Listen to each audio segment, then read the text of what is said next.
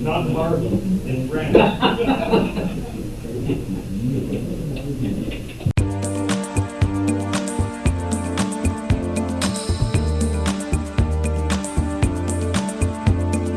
This is not America. Sha-la-la-la-la. Little piece of you, a little piece in me. Hey, welcome to Talking Truth to Power, Nevada's Freedom Talk Radio. I'm your host, President Trainor, and my co-host, Leland Faegre. Is it time for the dog whistles yet? Yeah, well, we we have Shannon Lawson on the behind the board. Chasing Yeah. horses this morning? Yeah. Yeah. So I didn't know they gave crack cooking classes at the Chateau Mama. Well, now you do.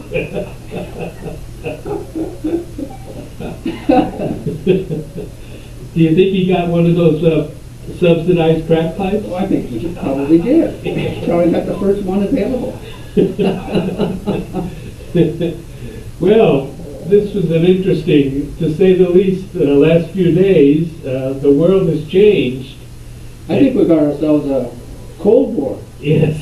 We I was do. going to say convoy, didn't you? We had the birth of baby twins. Yeah, we did. The two city-states, Luhan and Donetsk, were... I can barely put those consonants together. Yeah, I know. Slavic words can be difficult. You gotta try to learn them. But with the stroke of a pen, President Putin changed the world and gave us a new Cold War. And of course, it wasn't all his fault by any long shot. It wasn't? Mostly our fault. That's right. And We set him up, basically. yes, we did. And but he didn't take the bait. We were dangling Kyiv in front of him, Uh-huh. you know? Here, attack Kyiv, attack Kyiv, we're leaving, come and get it. They refused to do that. And Almost calling him a fool if he didn't. yes, exactly. You know we're not going to fight you, come in and take it. So we can sanction you. Well, they're going to sanction anyway, but now they really don't know whether to call it an invasion or not. Some are, some aren't. Yes, that's right. So and you know, the obvious reaction to this is, why is this our business? Yeah. Why are Americans going to have to pay the price in higher gas prices and inflation because of, you know, the war machine, ZOG, the Zionist controlled government, has got a hard on for Russia. As they push us, as they push us into the New World Order. Exactly. Electric vehicles and all, you know, that's what it's all about. Klaus Schwab is sending out the invitation. How quickly can we put you in an electric vehicle? That's the question. Because the climate, you know, won't be here in 9 years. Yeah, we're going to be underwater. Yeah. So That's what Noam Chomsky said. We're going to be underwater if we elect Biden. If we don't elect Biden. Yeah, right. someone hasn't told Barack Obama because he's got a place right on the shore. Right on the shore. But these tools that they're using, like they're using up in Canada, that's the next thing they're going to use them for. Anybody that has a brain will know that they're going to monitor your energy consumption, and if you're not doing right, you know, they're going to freeze your bank account. And the use of the streets. Mm-hmm. Yeah. They will charge you by the mile for using your car. And that's what's in the back of their minds. It's coming. Yeah. That's what they have in mind. The authoritarian state, as we are witnessing it come to life in Canada, is coming right here to North America. China is now part of North America. We may choose to ignore this, but I don't know how long, because it's pretty clear. Social credit scores, the use of the roads, the totalitarian state is alive and well in North America. And that facilitates the grand design of the North American Union. But at least in China, as far as the social credit goes, you know what gets you points and what doesn't. In this new regime, you don't know if you're going to get taken off the airwaves or canceled or whatever. As it plays out, you know. Yeah. Yeah, I know. They're playing it by ear, or they're pushing it on us as they can. Mm-hmm. digital passports, Mhm. retinal eye screens. Even our diets, they don't want us to eat meat. Yeah, we're going to eat bugs. Yeah, so you're lucky to be alive.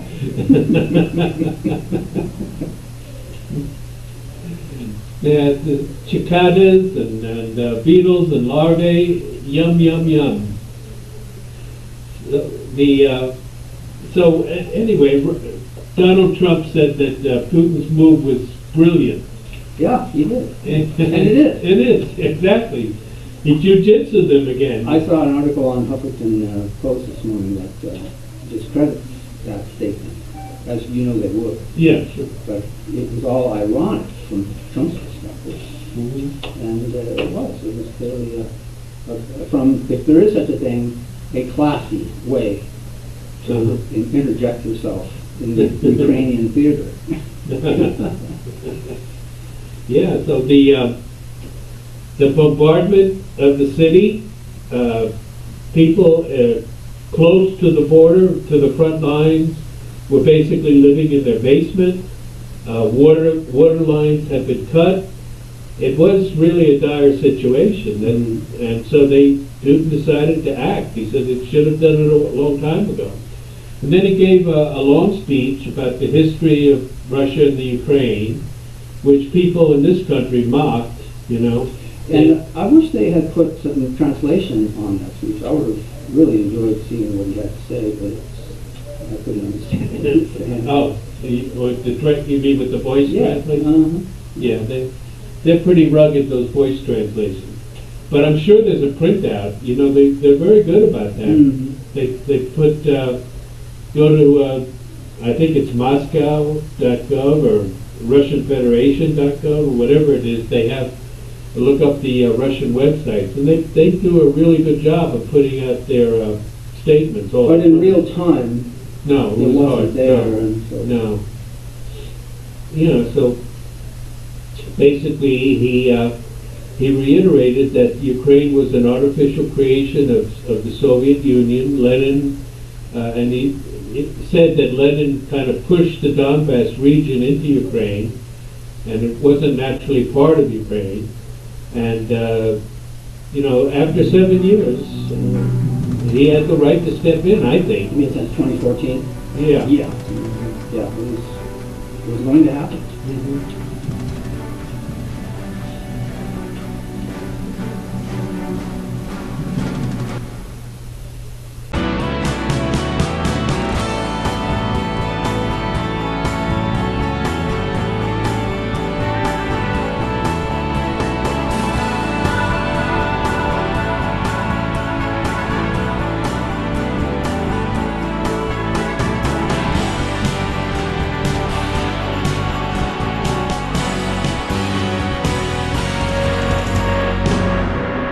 Welcome back to Talking Truth to Power. I'm your host, Brendan Trainor, and my co-host, Leland Faegre.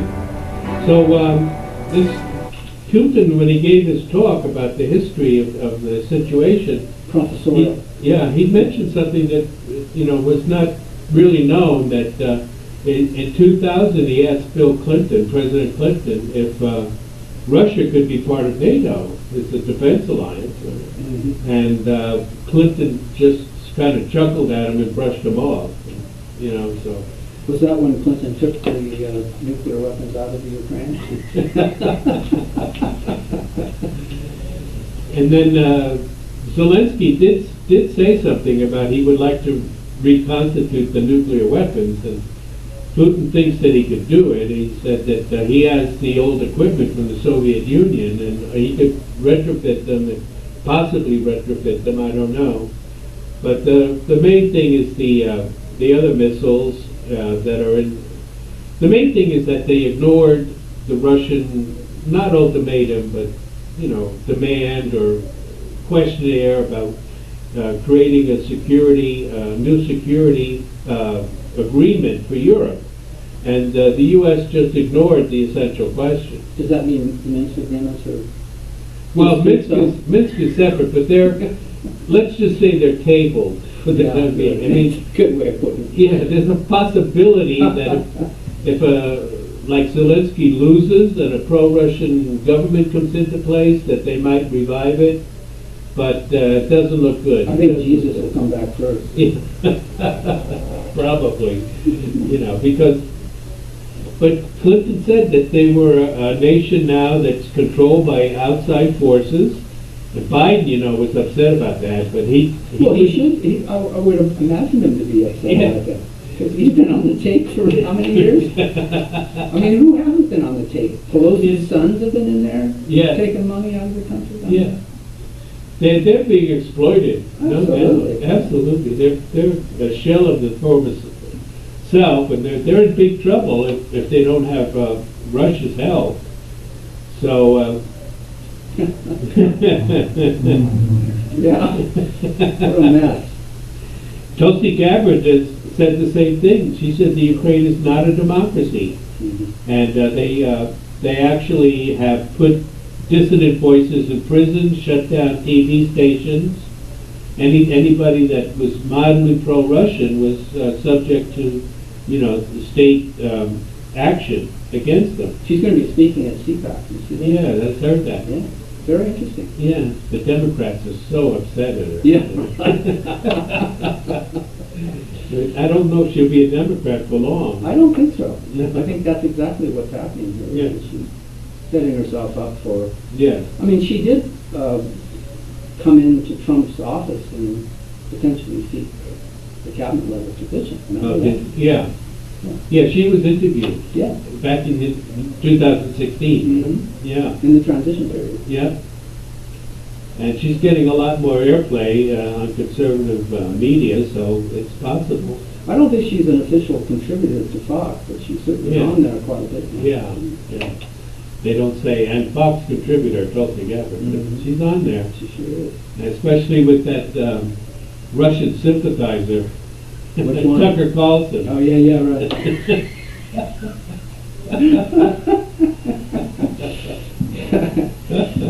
Yeah. He stands up to them and a few others over there, but people like, Geraldo, no, but the guy that's on after Tucker, the Hannity. Yeah, he still calls Putin a dictator, even though he's been elected many times. Angela Merkel was in office for 16 years. Nobody called her a dictator. Yeah, and how about Trudeau? Yeah. Yeah. You want to see a dictator? That's right. You don't have to look very far, just up to Ottawa. So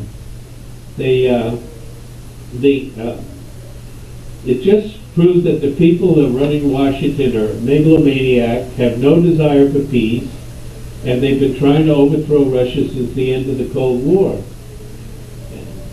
People don't believe that. I know that. A lot of people I've talked to, they're not trying to overthrow Putin, They just wanted to overthrow Assad. No, that's not right. Yeah. Russia was always the big prize. You have to have an enemy, and if you don't have one, you got to create one. So, and that's what the neocons are all about. Right, creating enemies. Creating enemies. And saying that they want peace. Yeah. They're like the Martians movie. We come in peace. We come in peace. Zap, zap, zap. My way or the highway. Exactly.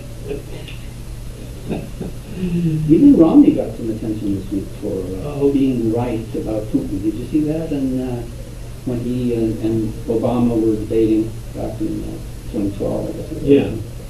He said Russia was our biggest enemy. Right. Yeah. So Yeah. now Obama said the 80s are calling him. Now the industrial military complex is now giving Romney credit for that line. So he's had a pretty good night or two of sleep, I think, this past week. Yeah, of course, he was wrong, but that's But that doesn't matter. No, that doesn't matter. That's not the point. As long as you read from the right script. That's right. So, where do we go from here? Well, the first thing is we have to see whether this peacekeeping, how stable it'll be, or will they try to push the Ukrainian forces back? I don't think these Nazis are going to want to take on the Russian military. You don't? No, I don't. They have historically. But not these guys. Oh, okay. All right. You're really going out on a thin branch there. Yeah, I know. And they're all over the place. That country's crawling with them.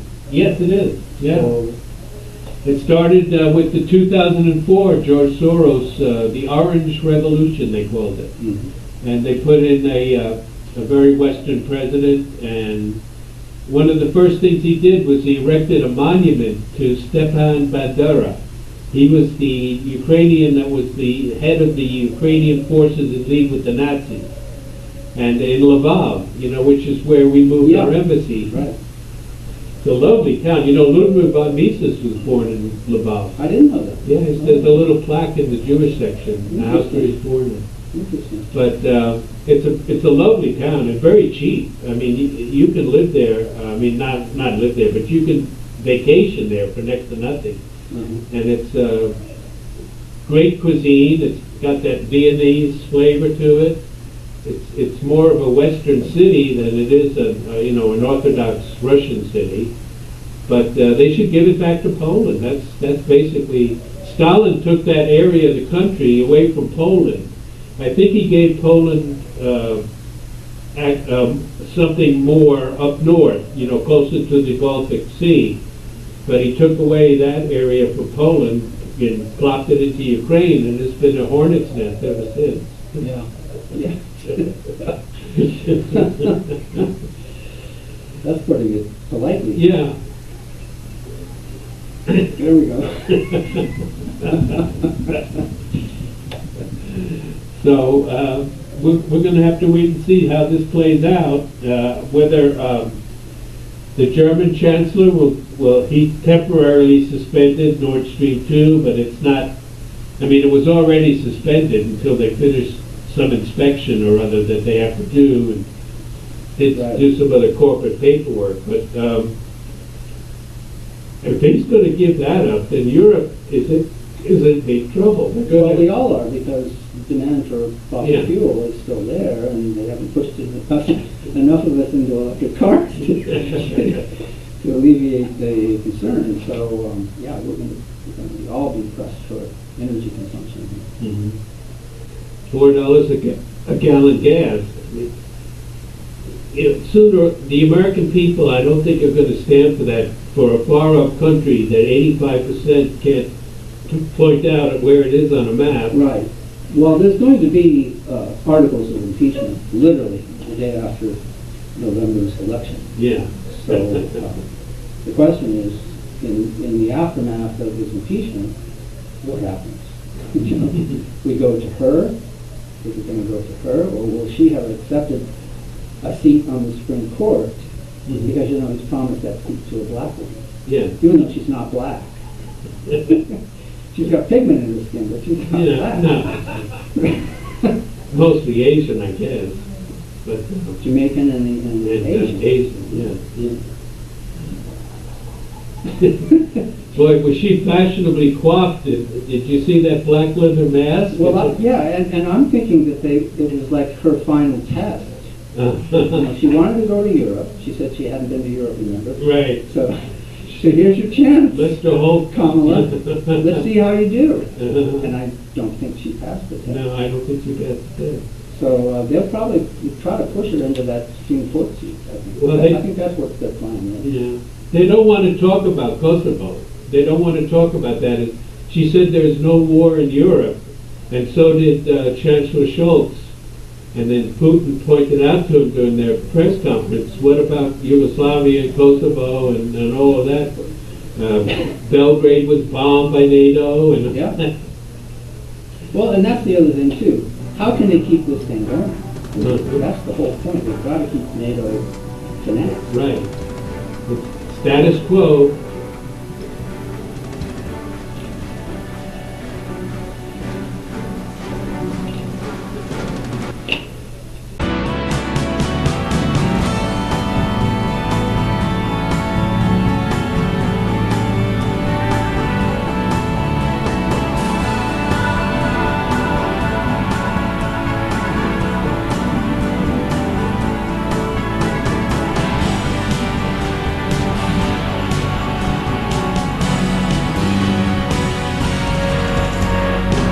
Okay, welcome back. It's Talking Truth to Power. I'm your host, Brendan Trainor. I'm here with Leland Faegre. And we don't have to look to Russia to find an autocrat. We could look. We don't? No, you can look just north of the border. Oh, Trudeau? Yeah, Trudeau. It's perfect for their grand design of the North American Union, I think. Yeah. It's perfect. It just sets it up nicely. They got an open border between here and Mexico. They got an authoritarian where it gets cold. We'll just put these three countries together as part of that grand design. They've been working on it for years anyway. Yeah, I know. I know. They're trying to blend us in. And I wouldn't mind, having these Canadians, after watching those truckers, I wouldn't mind having them part of the country. They were fabulous. And Trudeau was really nasty what he did to them and what the police did. If they'll ever let them out. Yeah. I know. And there's no necessarily Fourth Amendment up there, Yeah. Yeah, I mean, it's going to be up to Martial the law. Canadian courts now. There are lawsuits, the Canadian Civil Liberties, and then the Premier of Alberta has got a suit going. Mm-hmm. So there's some hope there, but, the But way... that vote, that parliamentary vote was 185 to 151. Yeah. 30 vote margin of comfort for this authoritarian vote. Mm-hmm. And did you see some of them that were sitting in Trudeau's shadow when he was speaking last, or one of the last times he spoke? They were all up and down with their heads and Yeah. agreement. It was really pathetic.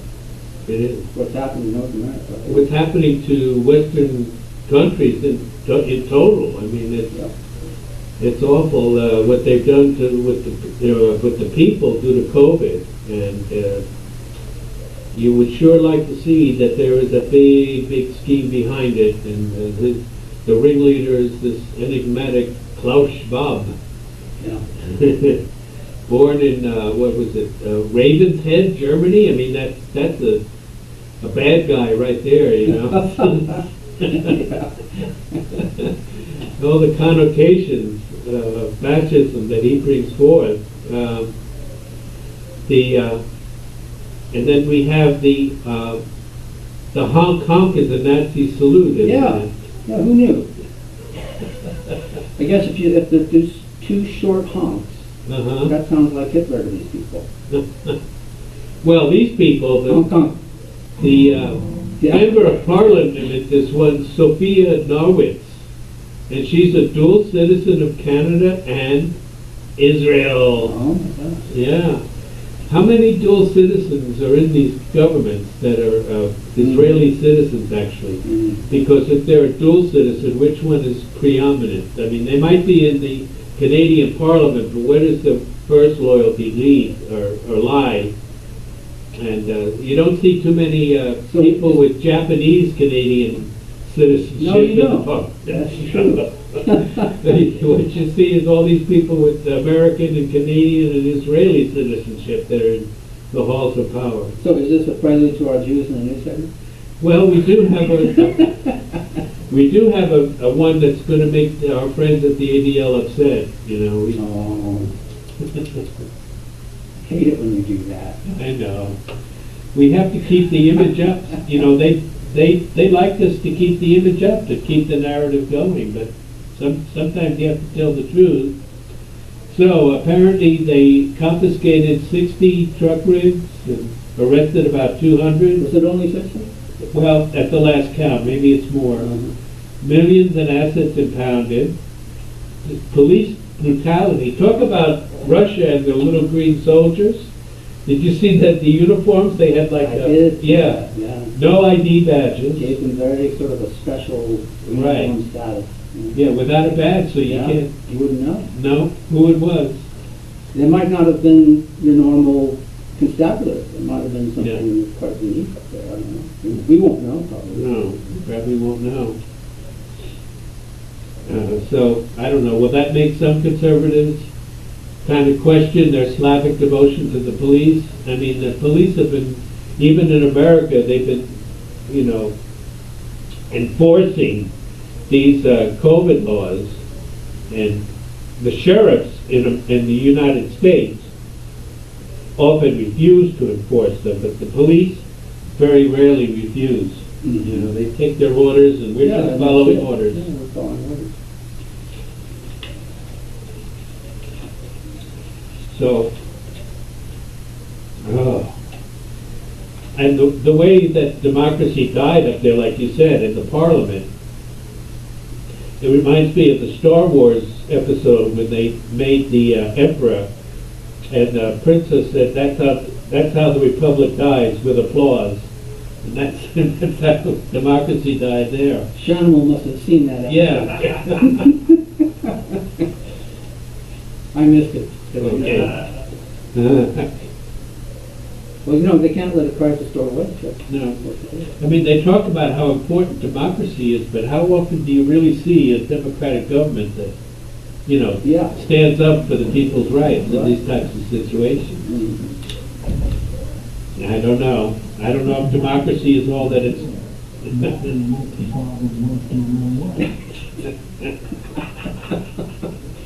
No matter what. Freedom is more important than democracy, you know? But I mean, democracy is a pejorative Yeah, of freedom, actually. yeah, The founding fathers discussed it only under their breath. right. It was like telling an off-color joke. Mhm. It wasn't something to be proud of. No. And you won't find the word in the Constitution, you won't find it in the Declaration of Independence, and it should never be used or supplanted by the word republic, which is what they gave. Is equity in the Constitution? No, I've never seen equity in the Constitution.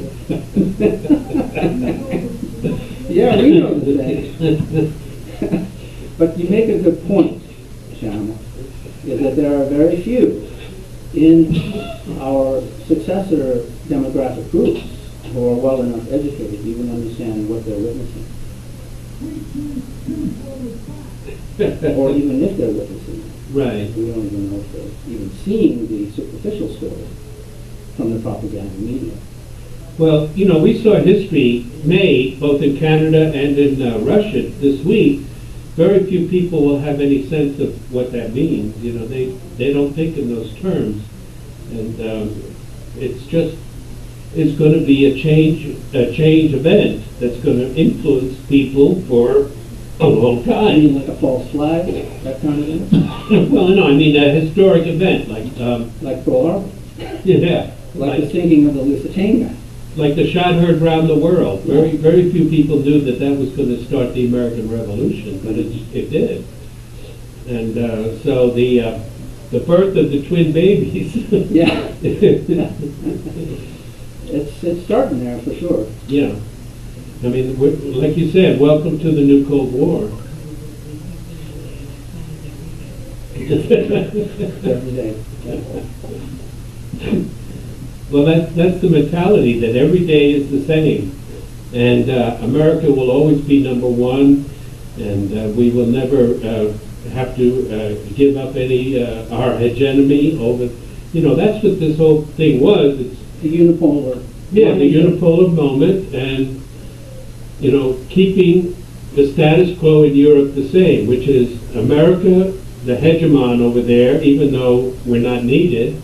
You know, they're not afraid of Russia. We should get the troops out. Yeah.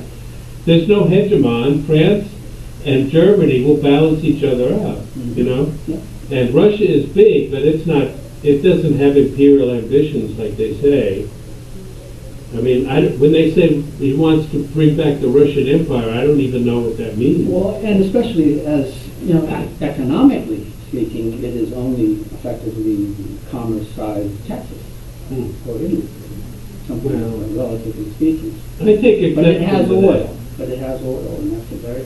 I take exception to that. I mean, because there's a difference between gross domestic product, in which case you could say that, but there's also purchasing parity power, and Russia does a lot of things. I mean, they built all these missiles and hypersonic missiles and nuclear-powered missiles with a military budget of like $200 billion a year in U.S. dollars, and they have no sovereign debt, and they're a relatively well-run country and relatively free. I mean, it's not really as authoritarian in Russia as people say it is. Like Canada? Yeah, like Canada or like America. I Yeah, mean, it's coming there. they only had a little bit of authoritarianism over COVID, mostly centered in Moscow, But most of the country, there was very little, no vaccine mandates, nothing like that. Well, it'll be interesting to see how the People's Convoy fares, Yeah. because they have a sort of a prerequisite understanding of how that could play out. And they could preemptively respond to this and avoid the kind of confrontation we've had in Canada. At the same time, give them an excuse to implement authoritarian response. Right. So they've called out the National Guard already for Washington, D.C. Yeah. So we'll see if that leads to confrontation. And we're going to see also where the leadership is in this country. Whether the Republicans are going to stand with the truckers. I mean, they stood with the Canadian trucking. There's the roulette wheel for you. It will be interesting to see how this plays out. And it's apparently going to be quicker. So I think by the State of the Union next week, Right. they're going to be there. The State of the Union, we have one of those? Well, we have one. The question is, this year, why the hell would he do this? He's walking. The State of the Union is awful. Into quicksand.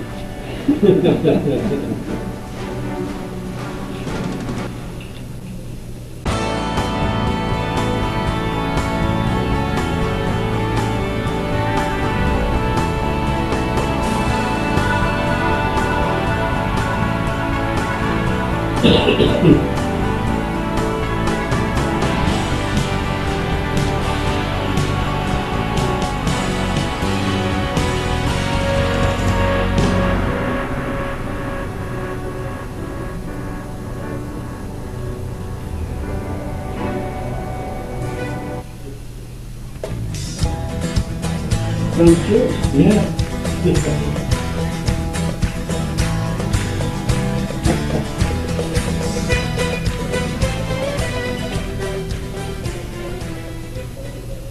Well, it's time for another episode of Jews in the News. And of course we have to give the Anti-Defamation League disclaimer that we recognize Israel is our only ally, our greatest ally in the Middle East, the only democracy in the Middle East, and they don't throw gay people off of rooftops. No, no, no. And we also acknowledge that any time we see Jews behaving badly, we must always remember each and every time it's our fault. So I'm going to mention, the ADL is going to be very upset, but I'm going to mention a quote from the most evil man that ever trod the earth. That's quite a claim. Yeah, and so writing in Mein Kampf, Adolf Hitler, during a discussion of Zionism, wrote that what Jews really are aiming at is to establish a central organization for their international swindling and cheating. As a sovereign state, this cannot be controlled by any of the other states. Therefore, it can serve as a refuge for swindlers and at the same time a high school for the training of other swindlers. And you know, Hitler was wrong about a lot of things. I'm not saying Hitler was always right, but Hitler, in this case, I think Hitler was right. So you're giving the devil his due? Yeah, I'm giving the devil his due. Because Israel is the refuge for swindlers. International fraud of all kinds is an Israeli specialty. The main crimes are money laundering, fraud, particularly investment scams, binary options and forex scams, bribery and corruption, forgery and illegal gambling. Forex scams? Yeah, all of those things are found in Israel, yes sir. If there is a way for someone to be pardoned for their money, especially a goyim, you can be sure that an Israeli working very hard to accomplish You mean it. like you and I? Yeah. Now I have some anecdotal operations here just to give you a sense. Okay. In June 2021, an operation by German police arrested 10 Jews of various nationalities for operating fake investment sites, defrauding 36 million. In May of 2020, the Ontario Securities Commission brought civil charges against David, Jonathan, and Joshua Cartu for soliciting Canadians to trade binary options. They scammed Ontario residents out of 1.4 million, but the total value of their globally operated scheme was estimated at 233 million. Wow. Quite exponentially. Yeah. down, isn't it? 5 months ago, 26 Israelis were arrested for running a cryptocurrency fraud. They were called the Wolves of Tel Aviv. Well, that should have been obviously a scam because there's no wolves in Tel Aviv. The thing is that there's a poor history of complying with extradition requests, together with generous tax breaks for millionaires, which has resulted in Israel, and Tel Aviv in particular, being perceived as a criminal's paradise. The Times of Israel pointed out that a 2008 piece of legislation had acted as a nudge and a wink to would-be tax evaders and money launderers worldwide to settle in Israel and launder their money here. There's a 10-year tax exemption on income earned abroad, and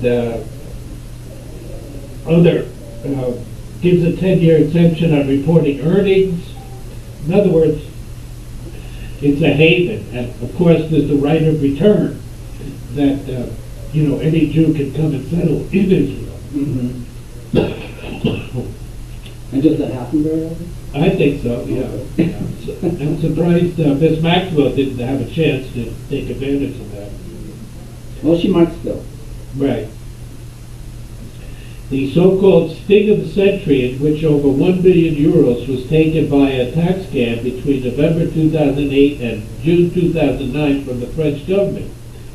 Now, this step was so sophisticated that they impersonated a government a figure. And, I'm trying to find it What here. government figure was that? I'm trying to find it here, I'm sorry. Oh, okay. But they had a studio set up, and one of those, face masking, made out of, that covers the face entirely, but looks like somebody else. Oh, yeah, yeah. Mm-hmm. Yeah, so the presentator pushed himself off as a French official, and it looked very, very official when he was involved in. But it wasn't? No, it wasn't. Okay. Because I'm just, hearing it for the first time. Yeah. Why did proclivity for white-collar crime among the Jews that is aimed primarily at Gentiles? Now, the ADL, that was one of my Yeah. questions. the ADL is going to be pretty upset about this, because the first premise is that Jews have a special relationship with or interest in money. Huh. Assuming that an ethnic group has a special relationship with or interest in money would obviously lead one to predict a lot of things, that they would be wealthier than other groups. I think we can say that about the Jews. Yeah. They might produce more billionaires, yeah. And then the criminality might be reflected less in violent offenses. In fact, Jewish people commit very few violent offenses compared to other ethnic groups. But although Jews comprise only around 2% of the United States population, they contribute at least 9% of lower category white-collar crimes, like embezzlement, tax fraud, and bank fraud. But then the more sophisticated and organized the crime is, the greater proportion of Jews are involved in it. Sure, yeah. So Let's go together. there are at least 15% of moderate category white-collar crimes, like mail fraud, bribery, but 33% of high category white-collar crime, like antitrust and securities fraud. Jews are responsible for an astonishing 23.9% of financial crime in America. And that's, less than 2% of the population. A quarter of the crime. A quarter of the white-collar crime, yes, exactly. So the second, besides the interest in money, the second thing is ethnocentrism. Now, many of these large-scale frauds are perpetrated by groups consisting of many different nationalities. The only thing they have in common is their Jewishness. Yeah. And so the Jews work very well together. And, that sounds like, again, somebody might call that a trope, but it's borne out in the literature. Well, it in goes the without history. saying. Yeah. Yeah. We're not. And then they target outgroups, in other words, U.S. citizens, Canadians, Europeans, and others, but not usually other Jews. There are some exceptions like Bernie Madoff. And they have the strength of Jewish ethnocentrism as a foundational basis for international financial crime. They have a level of comfort and expectation from the other Jews they work with. Jews that defraud outgroups really do expect the government and state of Israel to be their refuge, and very often, through lenient sentences or lack of investigation at all, they are proved correct in having that expectation. Now, the next thing is, I think the Jewish people take credit for this all the time, but they're not going to like it in this context, and that is intelligence is also key to the success and perpetration of Israel-based international fraud. Many of the schemes are relatively complex, requiring high levels of understanding of international financial markets, banking practices, legal loopholes, differing national standards and legislation, web and software design, search engine optimization, and all of the skills associated with money laundering.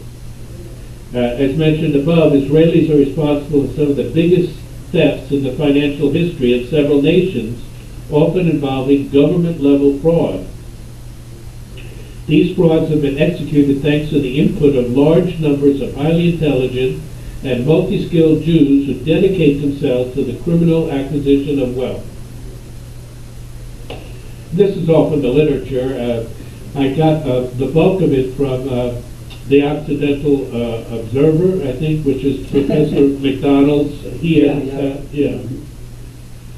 Now, what is the next attribute that leads to the overwhelming success of Jewish fraud schemes? I was going to ask you that. Psychological intensity. This means that the frauds required an extraordinary level of audacity. Now here's where it was, I'm sorry, the impersonation of major CEOs or even government figures. In 2019, an Israeli scam operation obtained 90 million after impersonating French Foreign Minister Jean-Yves Le Drian. Oh, I think we're almost done. Yeah, well, we probably can't finish that thought, but I wanted to finish with this from Larry Kudlow. Okay. About the conflict in the Ukraine. He says, Biden's jihad against fossil fuels is financing Vladimir Putin's military venture.